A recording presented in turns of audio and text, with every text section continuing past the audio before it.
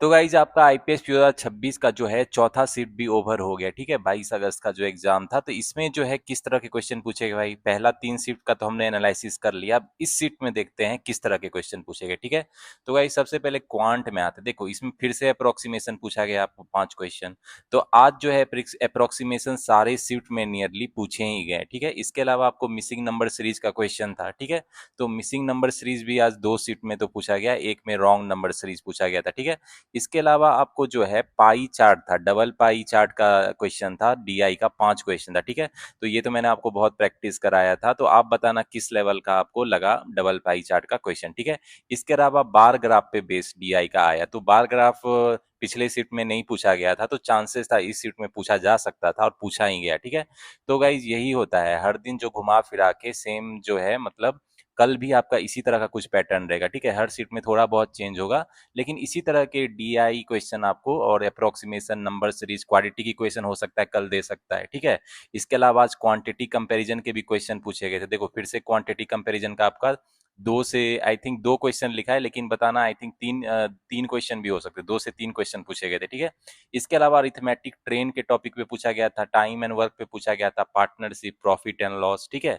इस पे 13 क्वेश्चन थे, तो इसमें अच्छा खासा आपका वेटेज था अरिथमेटिक वर्ड प्रॉब्लम का।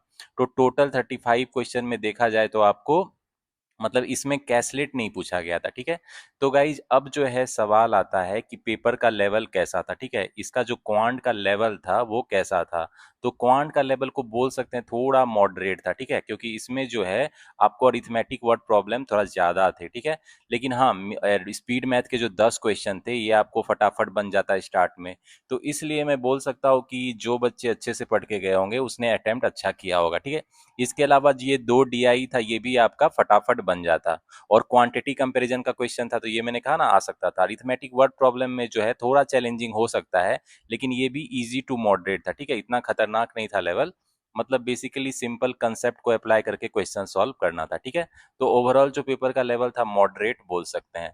अब है इसमें जो है गुड अटेम्प्ट्स कितने होने चाहिए भाई, तो जिनका आज लास्ट शिफ्ट चौथे शिफ्ट में एग्जाम था, अगर उसने क्वांट में 20+ क्वेश्चन किए, तो ये मैंने आज जितने भी शिफ्ट हुए सब में मैंने बोला है, अगर आपका 20 या उससे ज्यादा अटेम्प्ट है क्वांट में 90% से ज्यादा एक्यूरेसी के साथ, तो मतलब आपका अच्छा अटेम्प्ट है। ठीक है, क्योंकि आज easy to moderate moderate level रहा है क्वांट का पेपर। ठीक है, अब गाइस देखते हैं चौथा शिफ्ट में रीजनिंग कैसा आया था। फिर से आपको पजल अरेंजमेंट के बहुत क्वेश्चन पूछे गए थे। ठीक है, बहुत क्वेश्चन थे, तो ईयर बेस्ड पजल पूछा गया था, तो year based puzzle previous 3 shift में नहीं पूछा गया, तो इसमें पूछा गया था। ठीक है, इसके अलावा कंपैरिजन बेस्ड पजल, इसमें जो 3 क्वेश्चन है ये थोड़ा रिलेटिवली इजी होता है, तो इस तरह के पजल क्वेश्चन को, अरेंजमेंट क्वेश्चन को आप स्टार्ट में कर सकते हो। ठीक है, इसके अलावा flat and floor based puzzle था, जिसमें आपको नंबर ऑफ फ्लैट रहता है और उस फ्लैट में फ्लोर रहता है, उसको अरेंज करना रहता है। ठीक है, इसके अलावा अनसर्टेन सीटिंग अरेंजमेंट था, तो ये थोड़ा रिलेटिवली इजी होता है, तो इसको मेक श्योर अगर कल के शिफ्ट में ये आएगा तो इसको स्टार्ट में सॉल्व कर लेना। पैरेलल रो सीटिंग अरेंजमेंट था, ये थोड़ा ट्रिकी था, कुछ बच्चे बोल रहे थे कि इसमें वो उलझ गए थे। ठीक है, मेरे हिसाब से ये भी इजी होता है, लेकिन बहुत बच्चे की अपनी प्रायोरिटी होती है, कुछ को ये ट्रिकी लगता है। ठीक है, तो ये और डेजिग्नेशन बेस्ड पजल था, हाँ ये थोड़ा ट्रिकी था। ठीक है, डेजिग्नेशन बेस्ड जो पजल होता है थोड़ा ट्रिकी होता है, तो इसको आराम से बनाना, इसके भी 5 क्वेश्चन थे। तो गाइज देखो आज जो है यही पैटर्न फॉलो किया कि मतलब आज जो है 23 क्वेश्चन आउट ऑफ 35 सारे शिफ्ट में पजल एंड अरेंजमेंट से थे। ठीक है, इसके अलावा गाइज मिसकेलेनियस के भी 12 क्वेश्चन थे, जिसमें इनइक्वालिटी फिर से पूछा गया 3 क्वेश्चन, तो इनइक्वालिटी तो इजी होता है, इसको आप स्टार्ट में सॉल्व कर लेना, कल जिनके भी शिफ्ट में इनइक्वालिटी आ गया उसको स्टार्ट में ही सॉल्व कर लेना। इसके अलावा डायरेक्शन डिस्टेंस ये भी इजी होता है, तो ये सब पहले सॉल्व कर लेना, 3 क्वेश्चन है। इसके अलावा मिसकेलेनियस में odd one out, meaningful word बनाना था, और पेयर फॉर्मेशन का एक एक क्वेश्चन था। ठीक है, तो गाइज जो ओवरऑल लेवल था, अगर रीजनिंग की बात करें तो इजी टू मॉडरेट था। ठीक है, मतलब बच्चे जो है आराम से, पजल अरेंजमेंट भी उतना मुश्किल नहीं था जितना एसबीआई पीओ प्रीलिम्स में पूछा गया था। ठीक है, तो इजी टू मॉडरेट लेवल था, और गुड अटेम्प्ट्स कितने होने चाहिए भाई, जो रीजनिंग में है कितना अटेम्प्ट्स को अच्छा माना जाएगा, तो देखो जिसके भी 23+ अटेम्प्ट है तो उनका मतलब अच्छा गया है एग्जाम, क्योंकि 23+ तो हो जाएंगे ना, मिसकेलेनियस के ही आपके 12 क्वेश्चन से 35 में। ठीक है, तो इसमें अगर आप 10 या मोर क्वेश्चन कर लोगे तो बचे हुए पजल में 2-3 सेट तो बना ही सकते हो, 15 क्वेश्चन इसके भी कर सकते हो इजीली। ठीक है, तो गुड अटेम्प्ट 23+ है, अगर एक्यूरेसी भी आपकी अच्छी 90% से ज्यादा होनी चाहिए। ठीक है, अब गाइस आ जाते हैं चौथे शिफ्ट में, इंग्लिश में क्या था, फिर से वही रीडिंग कंप्रिहेंशन के 9 क्वेश्चन थे, जिसमें वोकाबुलरी, एंटोनिम, सिनोनिम भी था। क्लोज टेस्ट फिर से पूछा गया आपको, paragraph based fill in the blanks. ठीक है, इसके अलावा एरर डिटेक्शन के भी 4 क्वेश्चन थे। सेंटेंस रीअरेंजमेंट पूछा गया था चौथा सीट में, ठीक है, इसके 4 क्वेश्चन थे। इसके अलावा फ्रेज रिप्लेसमेंट दिया, बोल्ड वर्ड में फ्रेज दिया गया था, उसको हाईलाइटेड रिप्लेस करना था उसको, ठीक है। इसके अलावा वर्ड रीअरेंजमेंट आज हर शिफ्ट में लगभग पूछा ही गया, वर्ड स्वैपिंग वाला क्वेश्चन, इसके 3 क्वेश्चन थे और वर्ड यूजेज पे भी 1 क्वेश्चन था, ठीक है।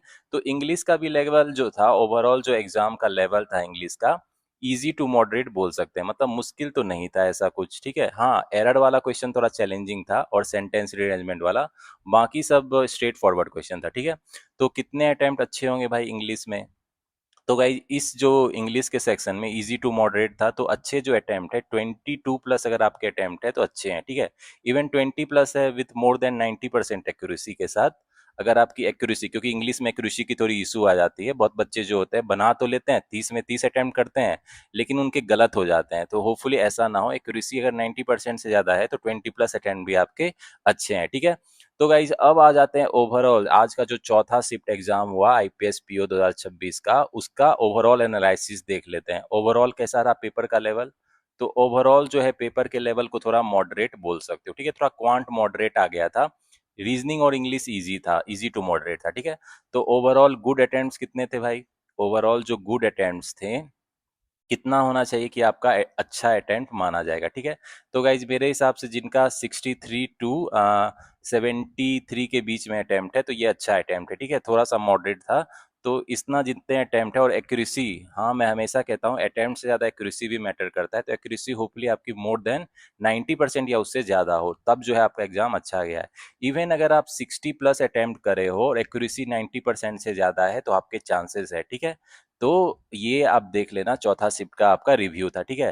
तो गाइज कल जिनका एग्जाम है, आज मैंने सारे शिफ्ट का रिव्यू दिया है, first second third fourth shift, ठीक है। तो मेरे चैनल द सक्सेस मंत्रा पे जाके अच्छे से रिव्यू देख लेना। मैंने सिंपल मतलब ब्रीफ वे में किया है, जिससे आप कम टाइम में अच्छे से रिव्यू देख लो और कल के एग्जाम जिनका भी जिस शिफ्ट में उस हिसाब से प्लान कर लेना, माइंड मेकअप कर लेना कि इस तरह के क्वेश्चन आ रहे हैं, कल भी इसी तरह के क्वेश्चन आएंगे, हर शिफ्ट में थोड़ा बहुत चेंजेस होगा, बट जो है मोस्ट ऑफ द चीज यही रहने वाला है, ठीक है। इसी पैटर्न को वो रिपीट करेंगे, ठीक है।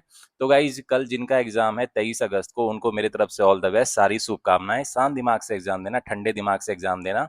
और आज जितने भी क्वेश्चन पूछे गए थे, चाहे वो इंग्लिश हो, क्वांट हो, रीजनिंग हो, सब में क्वेश्चन बनने वाले थे, ठीक है। खासकर क्वांट में जो है क्वेश्चन मतलब इजी टू मॉडरेट आया था, इतना कोई दिक्कत नहीं होने वाला था, ठीक है।